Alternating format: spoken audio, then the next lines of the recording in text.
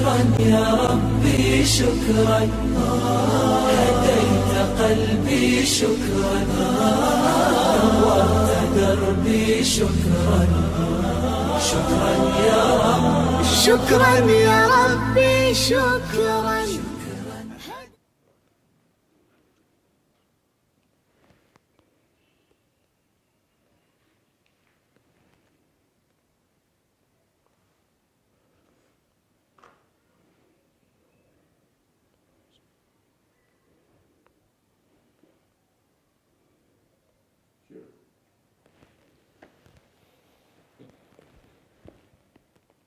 अस्सलाम वालेकुम। खैरियत से भाई? आपने नमाज़ पढ़ी? नमाज इस्लाम की एक अहम तरीन इबादत है। तो नमाज को नमाज के अंदाज में पढ़ना चाहिए। आपने तो ऐसे नमाज़ पढ़ी जैसे आप बहुत जल्दी में हो। हदीस पाक में है, नबी करीम सल्लल्लाहु अलैहि वसल्लम ने इरशाद फरमाया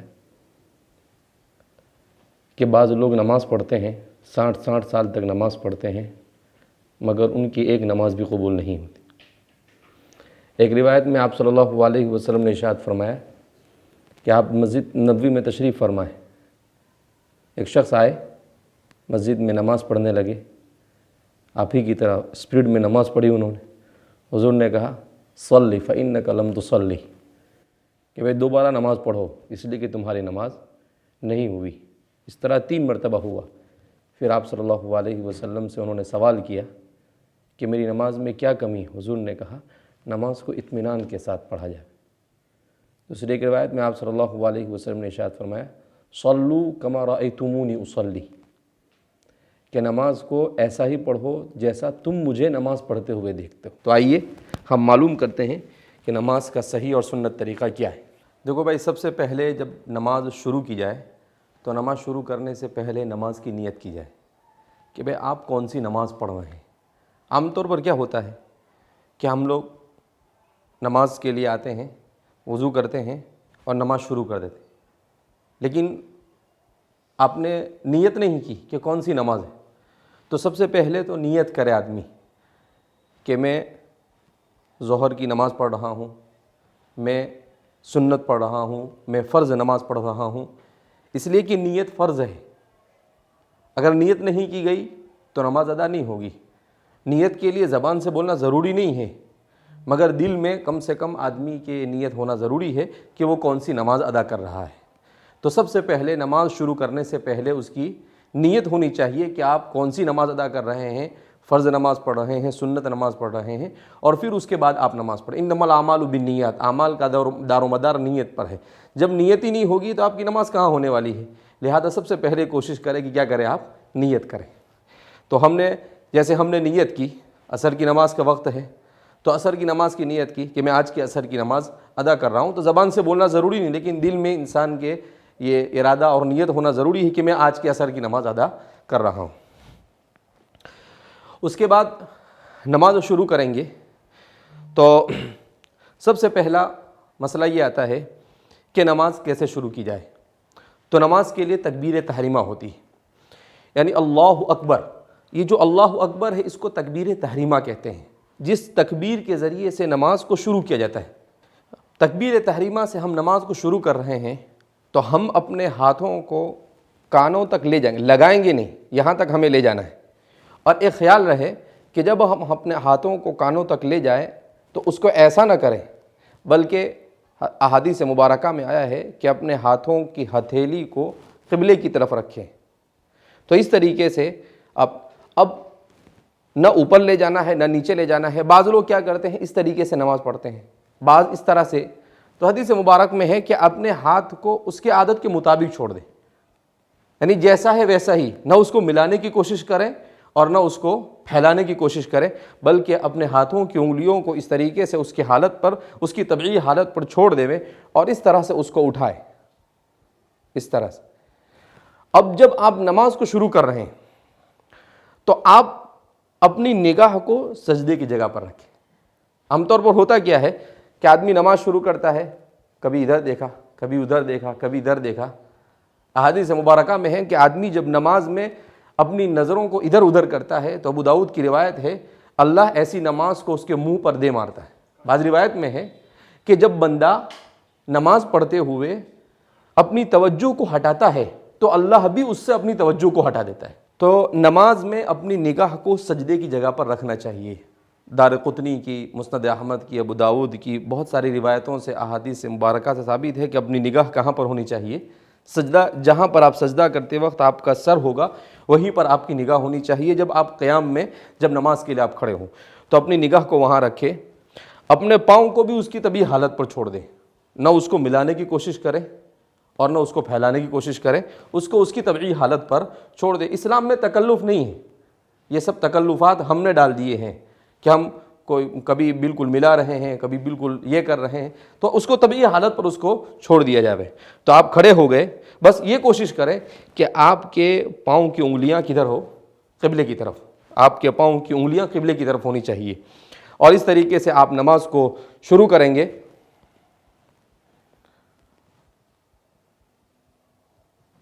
अब आपको हाथ रखना है तो अपने हाथ आपको यहाँ पर रखने हैं, नाफ के नीचे रखने हैं।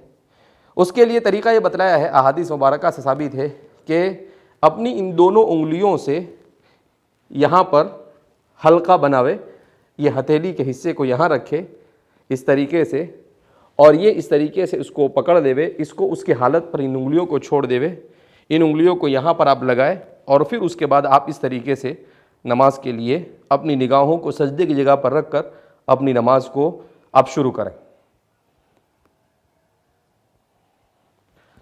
उसके बाद अब आप क्या करेंगे, तो सबसे पहले आप पढ़ेंगे सुब्हानकल्लाहुम्मा व बिहम्दिका व तबारकस्मुका व तआला जद्दुका व ला इलाहा गैरुक। कोशिश ये करे आदमी कि कम अज़ कम नमाज की जो दुआएं हैं उसका तर्जमा समझ लेवे, ताकि नमाज को समझ कर पढ़ें। आमतौर पर लोग शिकायत करते हैं कि नमाज पढ़ते हैं हम लेकिन दिल नहीं लगता, इसलिए कि हमें जो वो चीज़ें हम पढ़ रहे हैं वो हम समझ नहीं रहे, तो हमारा दिल नहीं लगेगा, वसवसे आएंगे। लेकिन जब उन चीज़ों को हम समझ कर पढ़ेंगे तो उसका सबसे बेहतरीन इलाज वसवसों को ख़त्म करने का ये है कि हम नमाज में जो कुछ पढ़ा जा रहा है उसको समझने की कोशिश करें। सुब्हानकल्लाहुम्मा व बिहम्दिका पढ़ने के बाद आप औज़ु बिल्लाहि मिनश शैतानिर रजीम पढ़ेंगे, उसके बाद बिस्मिल्लाहिर रहमानिर रहीम पढ़ेंगे, उसके बाद सूरह फातिहा पढ़ेंगे अल्हम्दुलिल्लाहि रब्बिल आलमीन अर्रहमानिर रहीम। उसके बाद आप कोई भी सूरत उसके साथ मिलाकर पढ़ेंगे, जैसे इन्ना अतैना या वल अस्र, जो भी सूरत आपको याद हो उसको पढ़ेंगे। यहाँ भी कोशिश करनी चाहिए आदमी के सूरह फातिहा को कम अज़ कम समझ कर पढ़े। जो छोटी छोटी सूरतें नमाज में पढ़ी जाती है उसको समझने की कोशिश करे, क्योंकि जब समझेगा तो उसका नमाज में दिल लगेगा। अब आपको रुकू बतलाया जा रहा है कि रुकू किस तरीके से किया जाए। इसमें भी आमतौर पर बहुत सारी गलतियाँ होती है। तो देखें रुकू कैसे किया जाता है कि जब आपने इस तरीके से सूरत ख़त्म की, सूरह फातिहा के बाद ज़म सूरत को ख़त्म किया और फिर उसके बाद अब आप रुकू में जाएंगे, तो रुकू में इत्मीनान से आप जाएंगे और रुकू में जब आप जाएंगे तो सबसे पहले आपकी निगाह कहाँ पर होनी चाहिए, आपके पाँव की उंगलियों पर होनी चाहिए, सबसे पहला। दूसरा ये कि आप अपने इन दोनों हाथों से अपने घुटनों को इस तरीके से पकड़ लेंगे। दारक़ुतनी की रिवायत में है, मुस्नद अहमद की रिवायत में भी है कि आप सल्लल्लाहु अलैहि वसल्लम इस तरीके से अपने घुटनों को पकड़ लेते थे। आमतौर पर हमारे यहाँ रुकू कैसा करते हैं, कोई यहाँ देख रहा है, कभी कुछ लोग करते, ये रुकू का गलत तरीका है। तो मैं आपको रुकू का सही तरीका बतलाता हूँ कि आप कोशिश करें कि आपका पूरा सर से लेकर पीछे तक आपका पूरा हिस्सा कैसा होना चाहिए, एक साथ होना चाहिए। तो इस तरीके से आप रुकू करेंगे। ये जो हाथ है आमतौर पर लोग इस तरीके से उसको मोड़ देते हैं, कभी कोई सिर्फ इतना करता है, गलत तरीका है। सुन्नत के मुताबिक अगर हमको नमाज़ पढ़नी है तो उसका यही तरीका है कि आप इस तरीके से रुकू में जाएंगे, ये हुआ आपका सही रुकू, और फिर रुकू में आप पढ़ेंगे सुब्हान रब्बियल अज़ीम 3 मरतबा, सुब्हान रब्बियल अज़ीम, सुब्हान रब्बियल अज़ीम। और इसी के साथ साथ रुकू में पढ़ने की बहुत सारी दुआएं भी हैं। इतनी प्यारी दुआ नबी करीम सल्लल्लाहु अलैहि वसल्लम ने सिखाई का रका वजही व मुखी व आज़मी व दमी व लहमी लिल्लाहि रब्बिल आलमीन, कि अल्लाह मेरा गोश्त, मेरा खून, मेरी हड्डियाँ, मेरी अक्ल, मेरी हर चीज़ तेरे सामने झुक रही है। अब रुकू के बाद खड़े होते हैं, उसको कौमा कहा जाता है। कौमा यानी थोड़ी देर खड़ा होना। अब हम जब रुकू से खड़े होंगे तो इसको कहते हैं समी अल्लाहु लिमन हमीदा। जब खड़े होंगे तो हमारी निगाह कहाँ पर होगी? सजदे की जगह पर होगी। समी अल्लाहु लिमन हमीदा ये पढ़ेंगे, और समी अल्लाहु लिमन हमीदा के बाद रब्बना लकल हम्द। और भी 2-3 रिवायतों में, अहादीस में अल्लाह के रसूल सल्लल्लाहु अलैहि वसल्लम ने दुआएं सिखाई है, रब्बना लकल हम्द हम्दन कसीरन तय्यिबन मुबारकन फी। एक रिवायत में है कि एक सहाबी ने ये दुआ पढ़ी, आप सल्लल्लाहु अलैहि वसल्लम नमाज के बाद सलाम के बाद खड़े हुए और कहा मनिल क़ाइलु बिहादिहिल कलिमात, कि ये कलिमात किसने कहे? तो सहाबा डर गए कि शायद कोई गलती हो गई। तो फिर आप सल्लल्लाहु अलैहि वसल्लम ने कहा कि नहीं, बहुत अच्छे कलिमात है। जब तुमने ये कलिमात अदा किए तो फरिश्ते आपस में एक दूसरे के साथ छीना झपटी करने लगे कि मैं इसकी नेकी आसमान पर लेकर जाऊँ। तो फिर सहाबी ने कहा कि मैंने कलिमात पढ़े। तो बहुत प्यारे कलिमात। इसी तरीके से आप सल्लल्लाहु अलैहि वसल्लम ने एक दुआ सिखाई, रब्बना लकल हम्द मिल अस्समावात व मिल अल अर्द व मिल मा शि'त मिन शैइन बादु। जाहिर सी बात है, दोनों तीनों दुआ पढ़ेगा बंदा तो उसको खड़े होने का मौका भी मिलेगा। हमारे आमतौर पर कैसा होता है कि इस तरीके से रुकू करते हैं, रुकू के बाद यूँ खड़े होते हैं और सीधे चले जाते हैं। इस नमाज को अल्लाह के रसूल सल्लल्लाहु अलैहि वसल्लम ने फरमाया, ये ऐसी नमाज है जैसे कौवा चोंच मार रहा है। अब हम सजदा सीखने की कोशिश करेंगे कि नबी करीम सल्लल्लाहु अलैहि वसल्लम ने सजदा किस तरीके से किया, क्योंकि सजदा ये नमाज की रूह है। हदीस पाक में नबी करीम सल्लल्लाहु अलैहि वसल्लम ने इरशाद फरमाया कि बंदा अल्लाह के सबसे ज़्यादा करीब उस वक्त होता है जब बंदा सजदा करता है। लिहाजा हम सजदे को भी अल्लाह के रसूल सल्लल्लाहु अलैहि वसल्लम के बताए हुए तरीक़े के मुताबिक करने की कोशिश करेंगे। तो सजदे में किस तरह से जाना, सबसे पहले तो हम ये सीखें, क्योंकि आमतौर पर लोग सजदे में जाने में भी बहुत गलतियां करते हैं। कैसे जाते हैं? कुछ लोग इस तरह से सजदा करते हैं, ये सही नहीं है। कभी बाज़ लोग ऐसा करते हैं, ये भी सही नहीं है। सजदा करने का सही तरीका ये है कि आदमी खड़ा हुआ है समी अल्लाहु लिमन हमीदा के बाद, उसके बाद आदमी सीधा बैठेगा, वहाँ रुकेगा नहीं, बल्कि सीधा वो सजदे में जाएगा। मैं आपको कर बताने की कोशिश करता हूँ। समी अल्लाहु लिमन हमीदा रब्बना लकल हम्द हम्दन कसीरन तय्यिबन मुबारकन फी, अल्लाहु अकबर।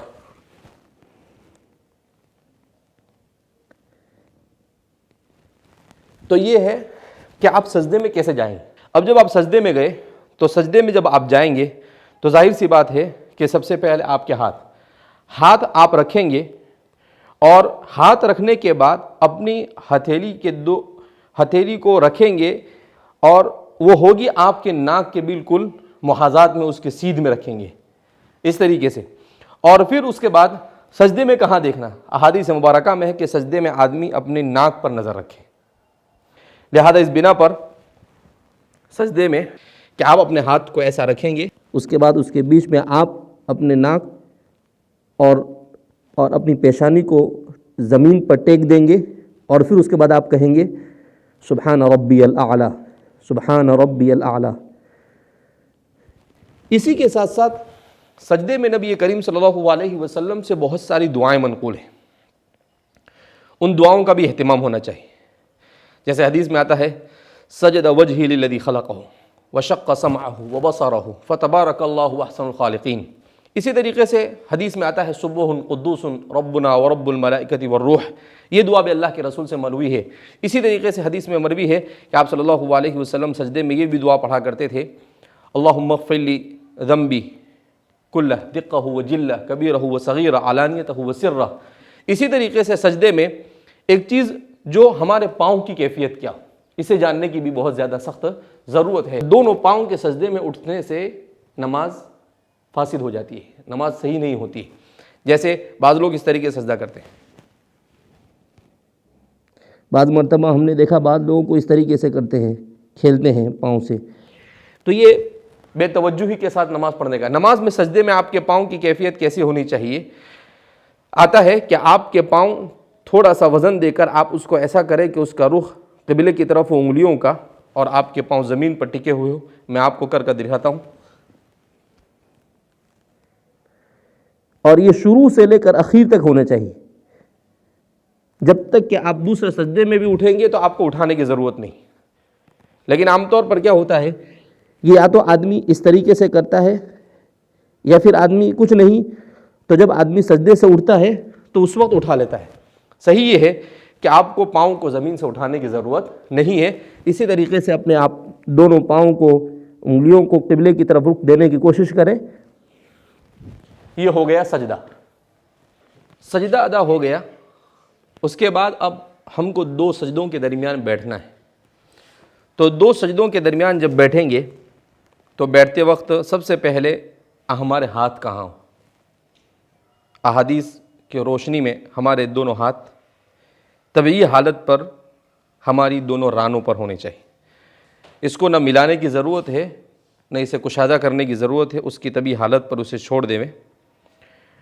इसमें बाज़ लोग क्या करते हैं, इस तरीके से बैठ जाते हैं। बाज़ रिवायतों से ये तरीका गलत साबित हुआ है। बाज़ लोग इस तरीके से रख देते हैं, ये भी गलत है। उसको उसकी तबई हालत पर इस तरीके से आप रख दें, और दोनों सजदों के दरमियान जब बंदा होता है तो उस वक्त अल्लाह रब्बुल इज़्ज़त की ख़ास तवज्जो उसकी तरफ होती है। लिहाजा नबी करीम सल्लल्लाहु अलैहि वसल्लम ने बैन सजदतैन जो बैठते हैं उसको जलसा कहा जाता है। जलसे में क्या दुआ पढ़ी जावे? तो जलसे में दुआ में आता है कि अल्लाह के रसूल सल्लल्लाहु अलैहि वसल्लम ये दुआ पढ़ा करते थे, और सहाबा का भी यही तरीक़ा था, और सही तरीक़ा यही है। जब वो हम दुआ पढ़ेंगे तो दोनों सजदों के दरमियान अच्छा खासा फासला भी हो जाए। कि आमतौर पर हमारे यहाँ सजदे दो सजदों के दरमियान किस तरह से बैठते हैं, इस तरीके से, कोई फासला नहीं। क्यों? इसलिए कि हम इस दुआ का एहतिमाम नहीं करते। तो दुआ क्या आती है? हदीस में आता है अल्लाह के रसूल सल्लल्लाहु अलैहि वसल्लम ये दुआ पढ़ते थे, अल्लाहुम्मा अग़फ़िरली वरहमनी वाफ़िनी वहदिनी वर्ज़ुक़नी वजबुरनी।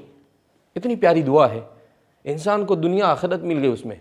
बाज़ रिवायतों में कि आप 3 मरतबा पढ़ते थे, बाज़ रिवायतों में 1 मरतबा पढ़ते थे। 3 मरतबा पढ़ने से इत्मीनान के साथ नमाज भी अदा होती है। लिहाजा इसमें आप कोशिश करें कि अल्लाहुम्मा अग़फ़िरली वरहमनी वाफ़िनी वहदिनी वर्ज़ुक़नी, इस दुआ को 3 मरतबा इसका विर्द करे, या कम अज़ कम 3 मरतबा आदमी अल्लाहुम्मा अग़फ़िरली अल्लाहुम्मा अग़फ़िरली अल्लाहुम्मा अग़फ़िरली पढ़े। अगर वो याद, जब तक उसे याद न हो वहाँ तक, और याद करने की इस दुआ को कोशिश करें। अब जब जलसे में हम बैठे हैं तो हमारे दोनों पाँव की कैफियत क्या, कि दोनों पाँव कैसे होने चाहिए? तो आता ये है कि हम अपने बाएं पैर को बिछा देंगे, उस पर बैठेंगे, और अपने सीधे पैर को इस तरीके से हम खड़ा कर देंगे।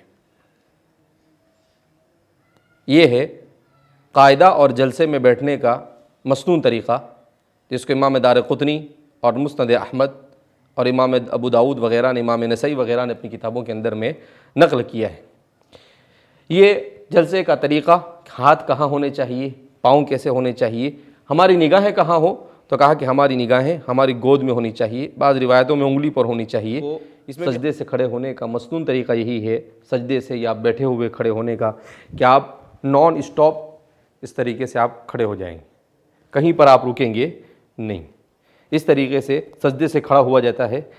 अब हम जब कायदे ऊला में या कायदे अखीरा में बैठते हैं, और अत्तहियातु लिल्लाहि वस्सलावातु वत्तय्यिबातु वस्सलामु अलैका अय्युहन नबिय्यु व रहमतुल्लाहि व बरकातुहू अस्सलामु अलैना व अला इबादिल्लाहिस सालिहीन अशहदु अल्ला इलाहा पर जब उंगली उठाते हैं तो इसमें भी काफ़ी गलतियां करते हैं लोग।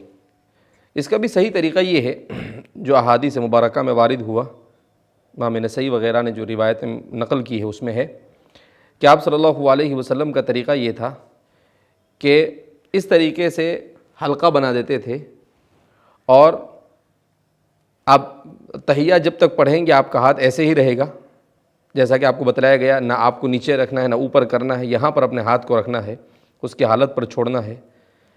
और फिर उसके बाद जब आप अशहदु अल्ला इलाहा कहने के लिए जाएंगे तो उस वक्त ये हल्का बनाएंगे, और उसके बाद अपनी उंगली को इतना आप उठाएंगे जितना आपकी उंगली क़िबले की तरफ हो। अशहदु अल्ला इलाह, इसमें यहाँ तक कि हज़रत सहाबा ने इतनी बारीकी के साथ रसूलुल्लाह सल्लल्लाहु अलैहि वसल्लम की नमाज़ को नक़ल किया है कि अशहदु जब बोलना शुरू करे उस वक्त उंगली को उठाए, अशहदु अल्ला इलाहा इल्लल्लाह, और उसके बाद इल्लल्लाह पर अपनी उंगली को रख देवे। तो ये उंगली सिर्फ इतनी उठानी है कि उसका रुख क़िबले की तरफ हो सके। अब इसके बाद जैसा कि हर मुसलमान जानता है कि अत्तहियात पढ़ी जाती है, अत्तहियात के बाद दुरूद शरीफ पढ़ा जाता है, और अल्लाहुम्मा सल्लि अला मुहम्मदिन व अला आलि मुहम्मदिन कमा सल्लैता अला इब्राहीम व अला आलि इब्राहीम इन्नका हमीदुम मजीद, अल्लाहुम्मा बारिक अला मुहम्मदिन व अला आलि मुहम्मद कमा बारकता अला इब्राहीम व अला आलि इब्राहीम इन्नका हमीदुम मजीद। उसके बाद दुआ पढ़ी जाती है, वो मुख्तलिफ़ दुआएँ हैं जो दुरूद के बाद पढ़ी जाती है। अल्लाहुम्मा इन्नी ज़लमतु नफ़्सी ज़ुल्मन कसीरन व ला यग़फ़िरुज़्ज़ुनूबा इल्ला अन्ता फ़ग़फ़िर ली मग़फ़िरतम मिन इंदिक वरहमनी इन्नका अंतल गफ़ूर। और भी बहुत सारी दुआ अल्लाह के रसूल सल्लल्लाहु अलैहि वसल्लम से मरवी है। तो उन दुआओं में से किसी दुआ को पढ़ा जावे और फिर उसके बाद सलाम फेरना है। सलाम फेरने में भी आमतौर पर हमारे यहाँ पर ये गलतियाँ की जाती है।